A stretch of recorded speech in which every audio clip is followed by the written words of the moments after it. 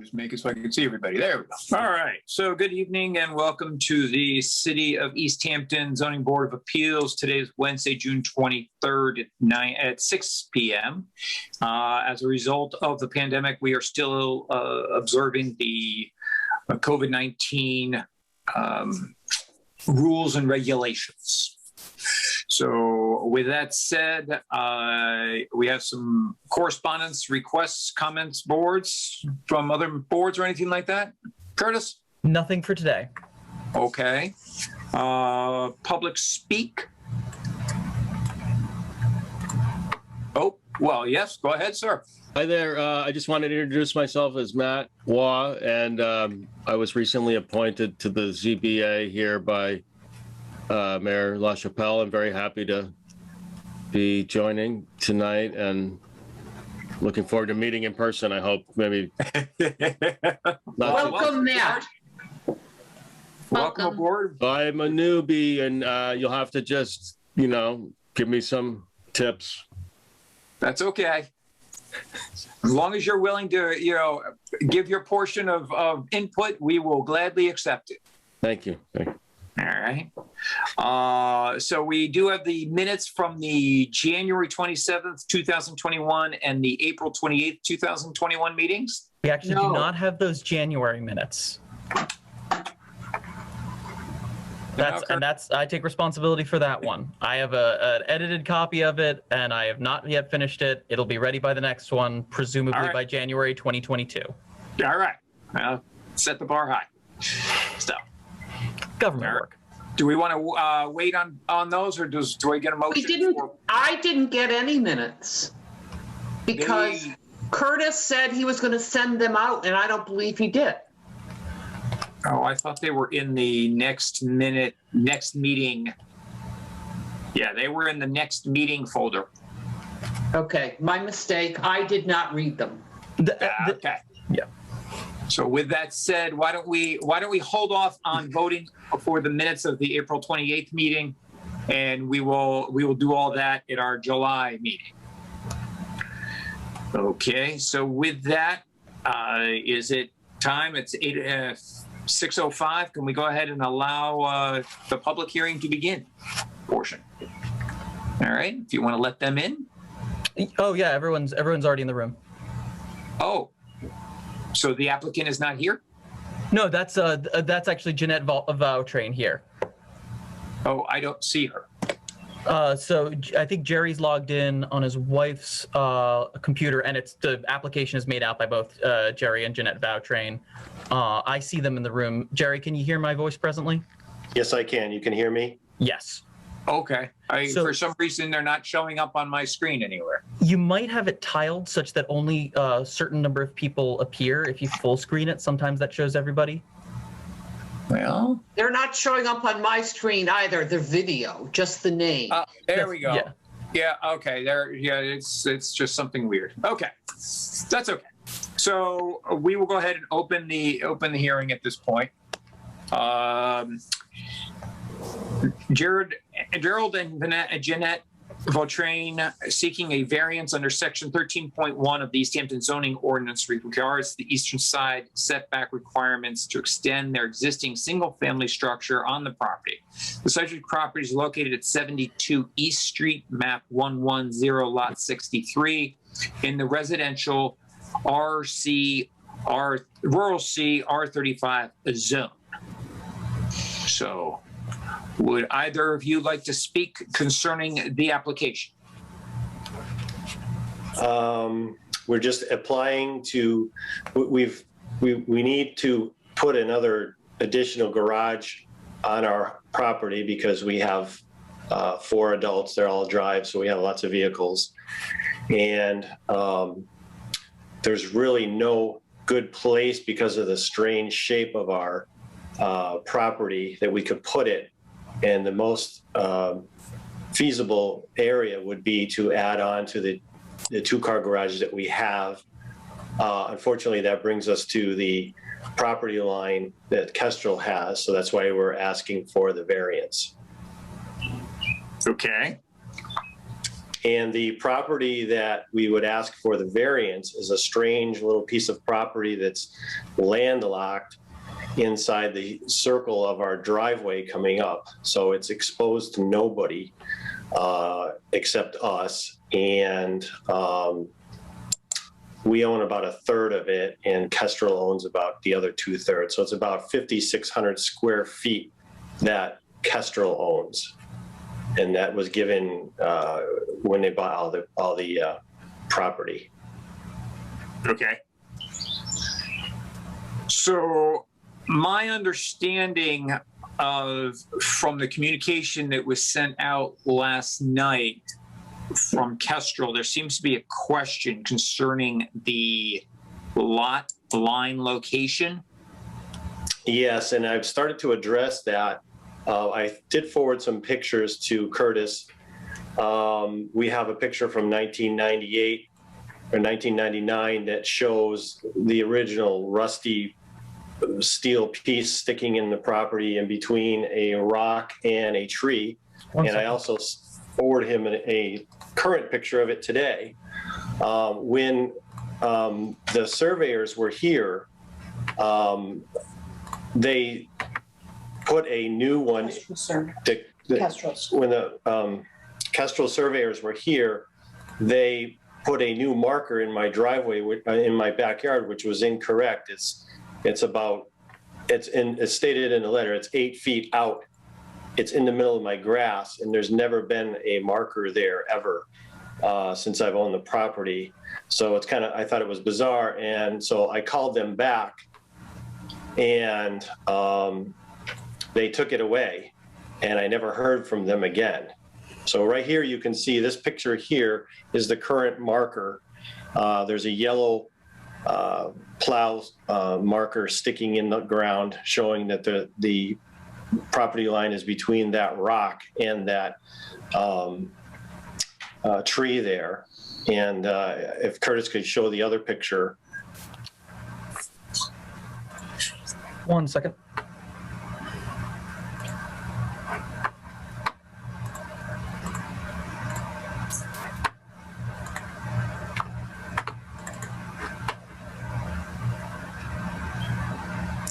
You'd have to really look closely. I don't know if you can zoom in all. Yeah, there we go.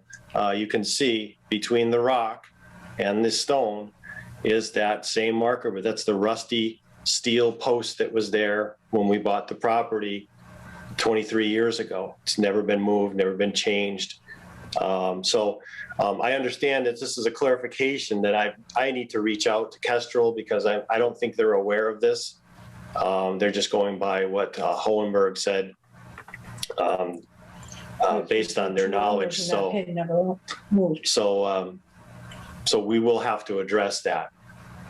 Yeah. I have a question. I think you need a surveyor. You're basically saying, believe me, not a surveyor. No, it was just surveyed.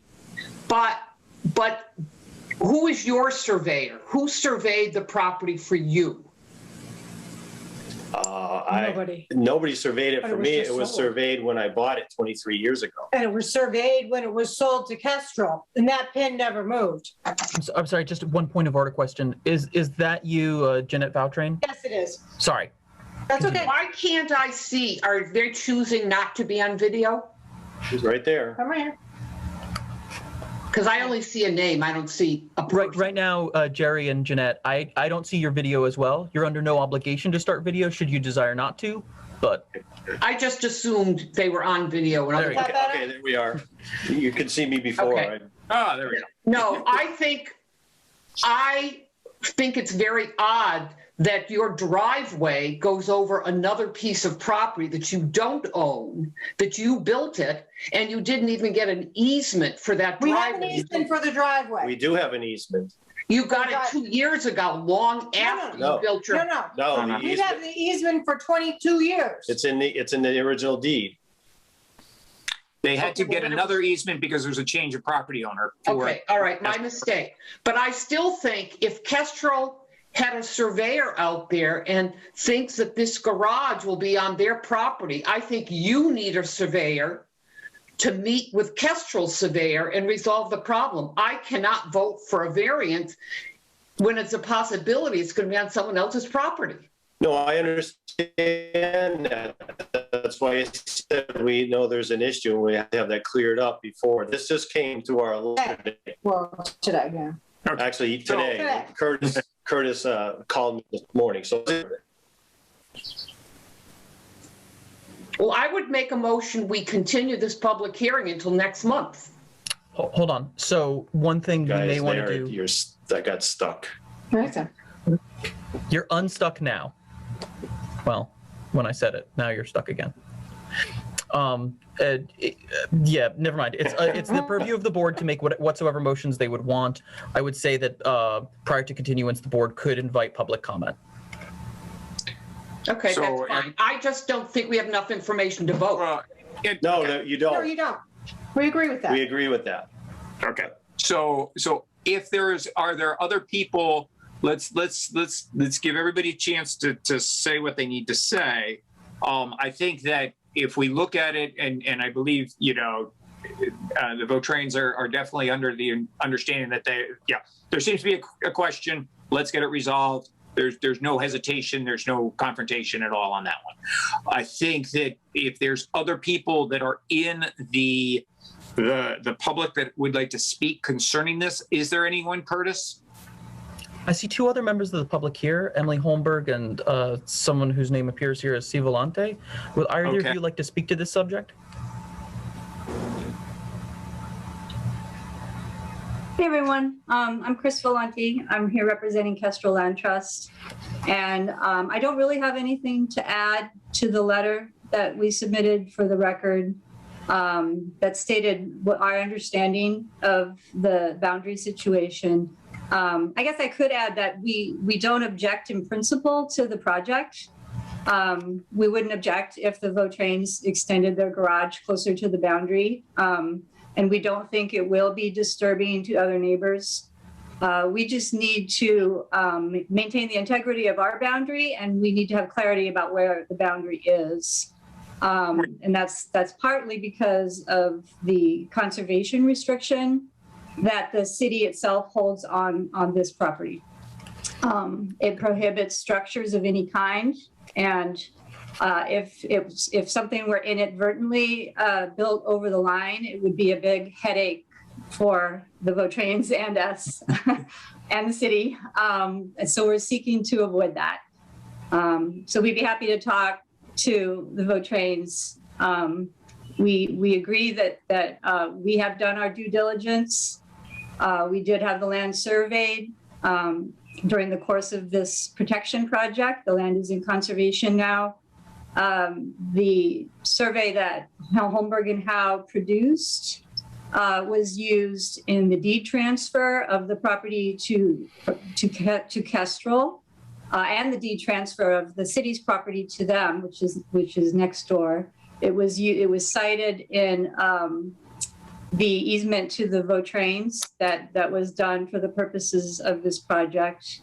And it is also cited in the CR. So it's on record 3 times as being the property boundary.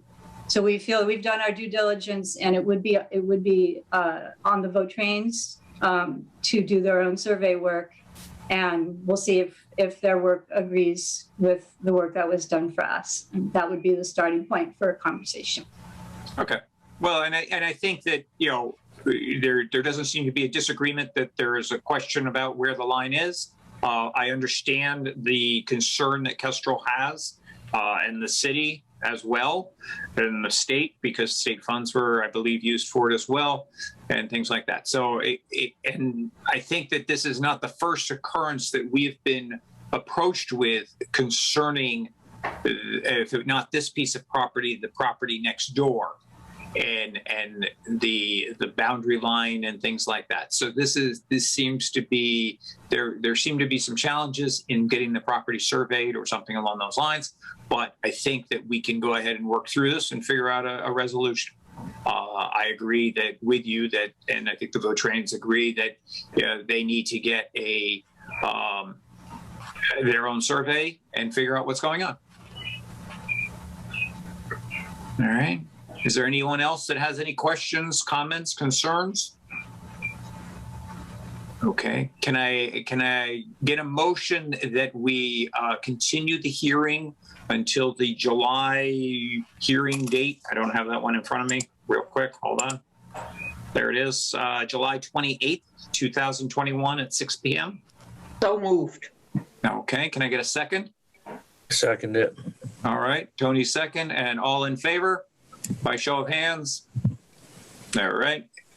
So at this point, we will look to, see what you can come back with in July. And obviously, if the wheels of everything are not moving fast enough, it's not a problem to just show up and say, hey, look, we don't have everything we need, or you can email Curtis and we can get that resolved as well. Jamie, you have a question. I just wanted to clarify, you said July 28th or July 21st? I have on the agenda that I'm looking at shows July 28th, 2021. Thank you. All right. And anything else? All right. So we will see you in July. Okay, thank you. Okay. Thank you very much. Thank you. And I think we still have some other things to discuss.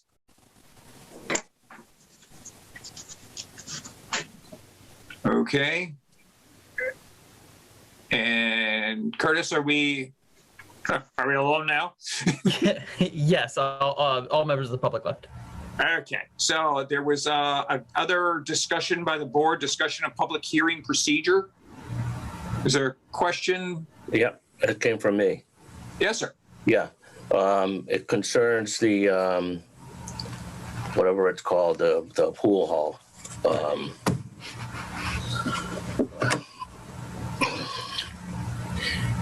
From the last meeting when he withdrew his request, and I was really a little taken back by that after everything we put that guy through. It just seems like, how many times would we ask him to come back? And then from what I could tell from all the meetings, he did everything that we asked him to do. And I just, I don't understand it. Tony, I would have denied it the first meeting. I thought him coming back and coming back and coming back was a waste of his time. I agree. But that's because I think the lot was too small for his building. Well, then we should have told him that at the first meeting. I did. Yeah, I think we gave him, we told him it was, kind of, as Linda said, the lot was too small and that he needed to decide whether he wanted to be a bar or a pool hall, but he couldn't do both because when he did that, he started to open up Pandora's box of having to meet two requirements. He wanted to keep going. Yeah, and so he shrunk the size of the building. He put a retaining wall to have more parking spaces, and I thought he met what he needed for parking spaces with the 20% discount or whatever you want to call it for having a plan for off-sites parking. It's just left, If I was him, I don't know what I would have done at this point, but I just don't think that it was right the way that it was handled. If this was a no-go for meeting one, then should have told him it's a no-go for meeting one. There's no way you can make this work. And we kept asking him for a floor plan of what the inside looks like, how much furniture is going to be in there, and all these other questions. And it's just like, why? I don't know. Maybe it's just me, but I think we did a disservice to him, and I'm still not happy about it. If we turned him down the first meeting, I wouldn't have had a problem with it. But I think by asking him for all this information every meeting after meeting, more stuff, that we were leading him on to think that this could happen. And at the last meeting, Jamie even said, couldn't we have a discussion to come up with conditions that would satisfy everybody on the board so that this could happen? And if it was the case that there's no way it could happen, then there would have been no point for that. So I kind of think that the planners thought this could work. Well, I'm going to disagree with Jamie because Jamie, she asked a couple of meetings before that when I wanted to do something with traffic. Oh no, he can solve the traffic problem by doing ride sharing and all that, which I thought was a ridiculous idea, but Jamie wanted the applicant to follow that, so I went along with it. So I don't think you can blame Jamie. No, I'm not. I'm not blaming Jamie at all. All right. I mean, just to respond to that, because my name got brought up, you know, my job and Curtis's job is to provide, you know, options for the board, options for the applicant. It's the board's decision. So, you know, the applicant's trying to do something and our zoning has a carve out for it, and it's the board's decision to decide if they responded to that appropriately. So I don't think that, you know, what I want doesn't matter. Or what Curtis wants doesn't matter. It's the board's decision. But if there's a way for it to happen in zoning, it's also our jobs to advise the applicant that that is a possibility and they can bring it to the board. Yeah. Right. What Jamie says there is something I kind of want to echo here. There's this situation in which we as planning staff are obliged to inform applicants and boards hypothetical scenarios that could allow a project to work under ordinance, as if we were automatons, that we have no opinion really regarding the project or the appropriateness of a suggestion, but that they could avail themselves of it and then bring an amendment before the board to see if the board wants a bite, you know? And in the last discussions that we had on April 28th, there was an extremely salient point where Jamie and I both basically said the same thing at various points. Jamie said, are there any conditions we could review that would satisfy the board? And the board said no. And I said, you know, do we think that there are exemplary circumstances in which the site will not function, or that it won't function under normal circumstances? And the board said it won't function under normal circumstances. And both of those answers make good sense to me, and are reasons for rejection. I understand, just from planning staff's perspective, and it's not my place to volunteer opinion, but I do understand where you're coming from, Tony, in the sense that, you know, I am planning staff and constantly offering like, okay, well, you can try this thing or the other thing, because there's a million possibilities as an ordinance. And I know you're not attacking me or Jamie over it. Right. I know that for a fact. I'm just saying I understand where everyone's coming from on this one. Well, I would like you to give more opinions, Curtis. For the applicant tonight, there was no reason for the applicant to come to the meeting tonight, because I would think it would be part of your job to tell the applicant the board's going to want a survey. To me, well, this is an interesting topic. When Jamie or Curtis and I discussed this earlier today, I just had a quick conversation with him, you know, concerning what had come out in the letter yesterday. Because we approved the last variance without a survey. Right, and I think that we as a board need to determine, or the planning department needs to determine, that at what point in issuing a variance do we require a survey? Is it all of them?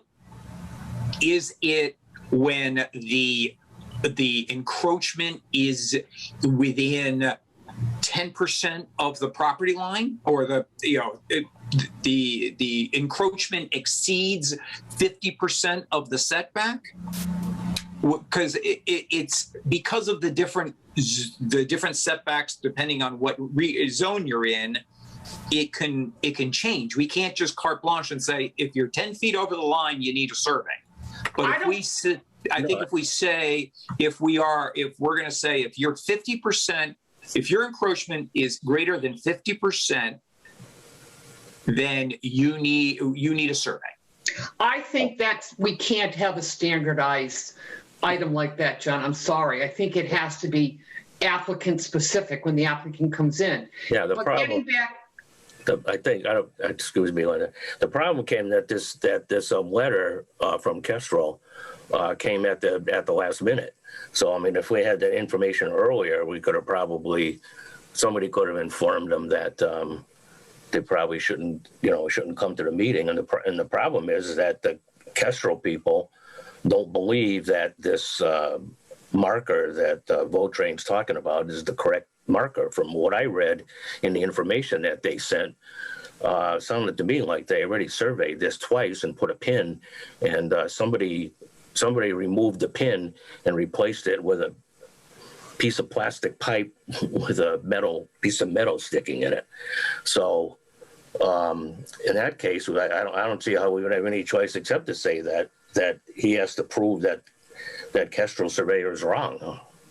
Right, Linda? right. Yeah. But John, your comment earlier that the other survey was wrong. What survey are you talking about? When there was a I mean, the two-family house? We really shouldn't be talking about that hearing right now. Yeah. Okay. Okay. Okay, I agree. I'm Yeah, sorry. public, yeah. But I think that the thought of, Tony, I appreciate your thought that did we string him along? Yeah, potentially we did. Mm-hmm. But I think what we did was we tried to give him every opportunity to come up with a solution so we could approve it. Mm-hmm. And I think that as a board, for the most part, we want to approve things. Mm-hmm. We want to see things move forward. We're here to help people. We are.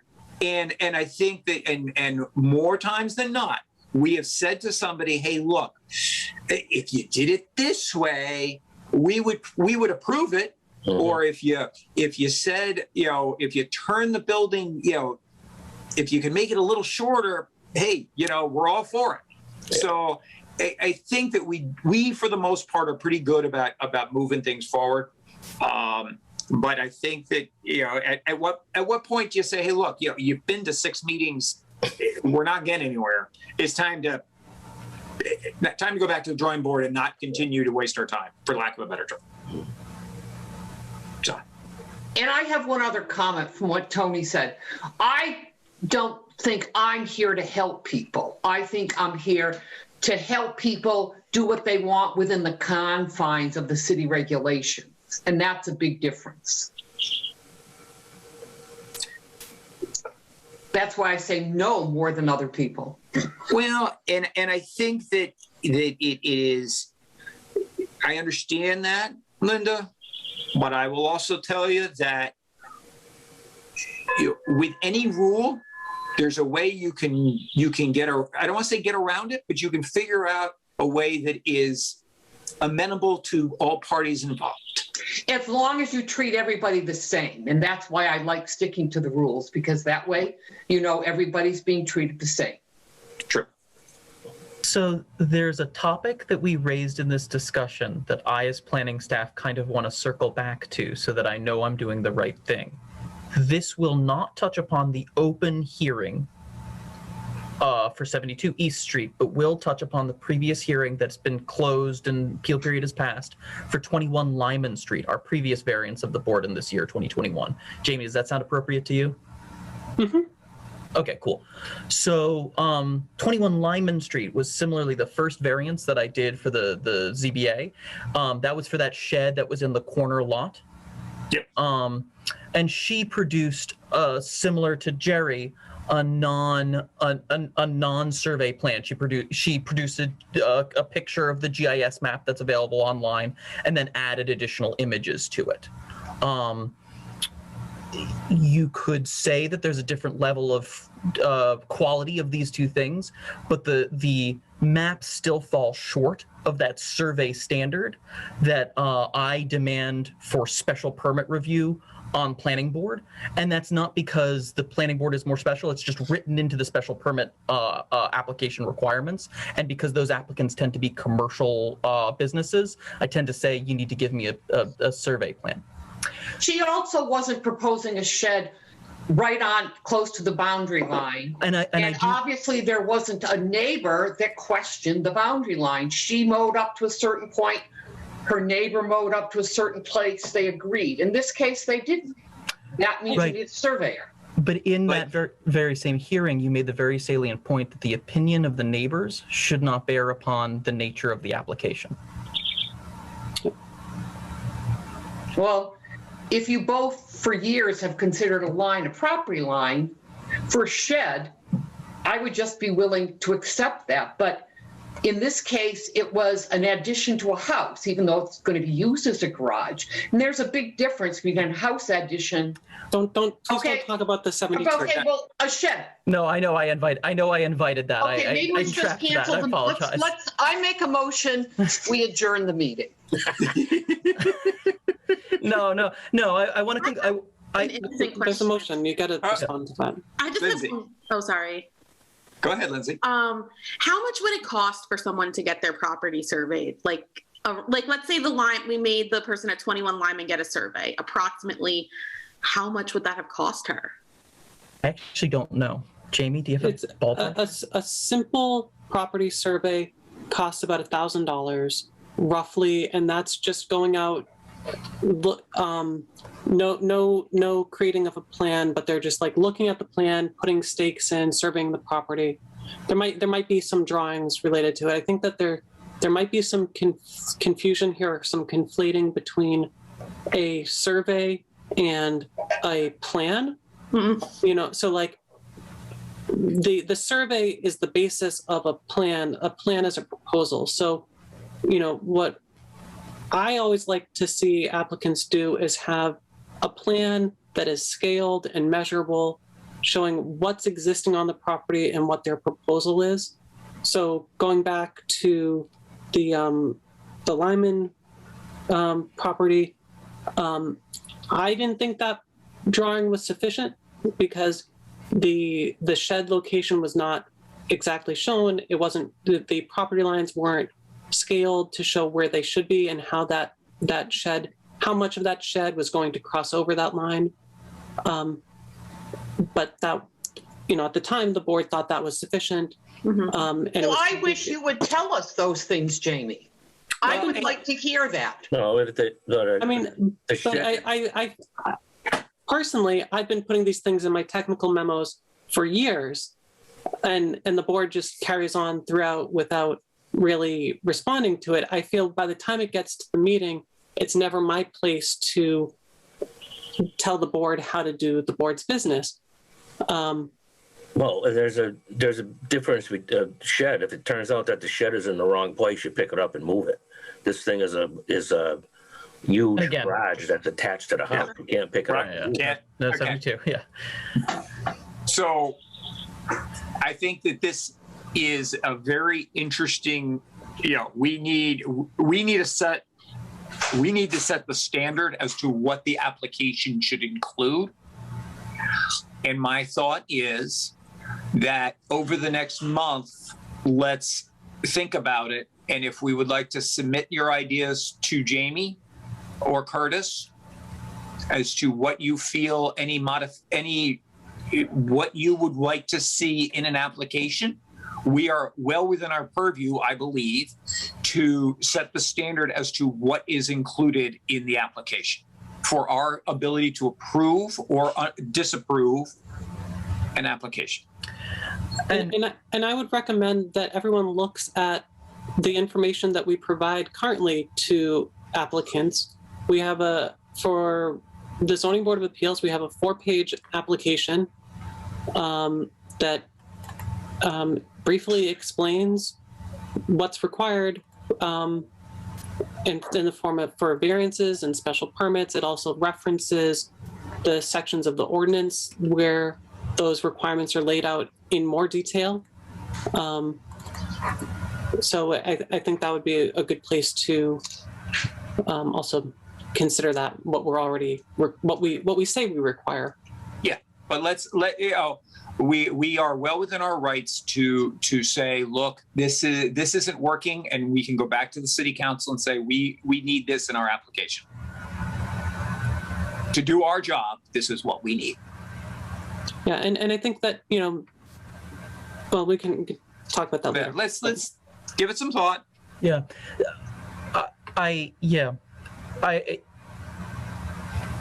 There's one thing that I want to make sure, which is that one of the things that I find really valuable about a board of appointed officials is that they will inherently disagree. And I genuinely value that as a civil servant. My goal is not to impose a professional standard that members of the board would find onerous, or to impose a particular philosophical view on the board by virtue of my own opinions. My memos, my technical memos that I've drafted to the board, tend to be very opinion neutral. My memo today, for example, included 2 separate clauses that says, these are not my opinions, these are offered for your advice, but not necessarily to constitute approval. Even understanding that there were, no, I'm not going to talk about 72 East Street. Almost got me there. Not today. That being said, Motion to adjourn. Motion to adjourn. Yeah, I will follow up with some thoughts. I think over the course of the next month, I'll put something together that speaks to our current standards, such that we can have a full-ranging discussion at the next meeting. We can talk about what works and what doesn't, and then I can draft something after that meeting that we can give to applicants going forward. Does that sound good? I like it. Great. Sounds good. Motion to adjourn. Second. All right. All in favor? All right. Have a great 4th of July, and we'll see you in July. Okay. Bye. Bye. Take care. Bye now.